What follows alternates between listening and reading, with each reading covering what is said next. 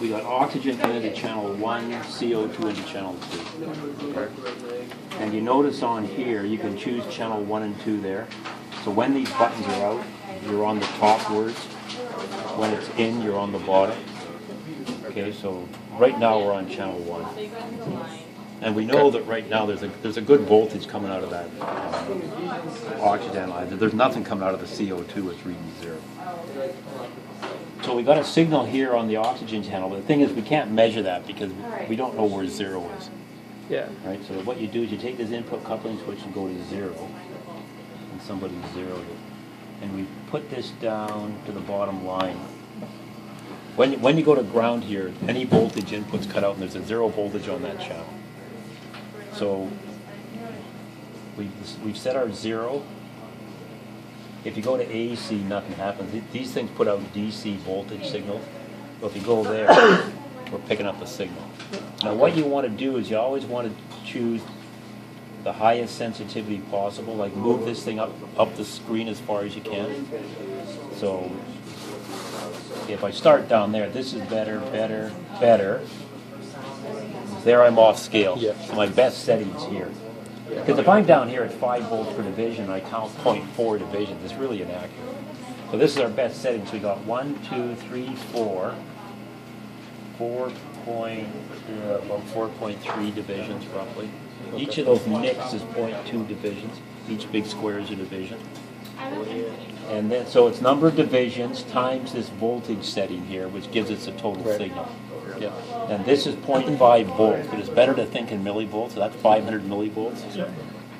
So this is 4.3 times 500, which gives you 2150 millivolts. And then you'd be told that 100% is 10,000, so it's 2150 over 10,000 times 100%. And it's reading a bit off. I think that's what the manual says. I think in fact this thing is 100%, it's a different number, like 9850 or something. But when we did the oxygen uptake lab with the subject, I can't remember who was the subject, Sam was the subject in this group. The computer figured out the conversion factor for those analyzers. I didn't type in what was in the manual, so it basically said, well, draw room air through for oxygen. And then it said, okay, tell me what room air is. And you put down 20.75. It samples the voltage. And then it says, draw the Cal gas through. And once it's stable, it measures that voltage and say, well, tell me what that was. And say, well, 15.17. So it figured out its own conversion over that range. So it was getting the right number. So the conversion from here to what's 100% in millivolts is going to be given? Yeah. Okay. Yeah. Okay. Yeah. You don't have to remember those numbers. You'd be given that. Yeah. It's different for all these machines. Okay. Like the previous version of this machine, which we had here for 20 years, 100% oxygen was 5,000 millivolts. So it's all specific to the machine. It could be 7,000, and the only way you know is looking at the manual. You can't tell. So for CO2, let's put the Cal gas on, because right now we won't get any reading for CO2. It's nothing. Channel 2, and now we're over here. The same routine. Go to 0.